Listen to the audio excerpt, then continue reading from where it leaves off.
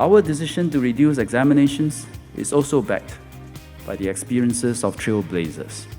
One such school is Woodlands Ring Secondary. It has removed mid-year examinations for S1 to S3 students since 2012, without affecting their students' O and N-level examination performances.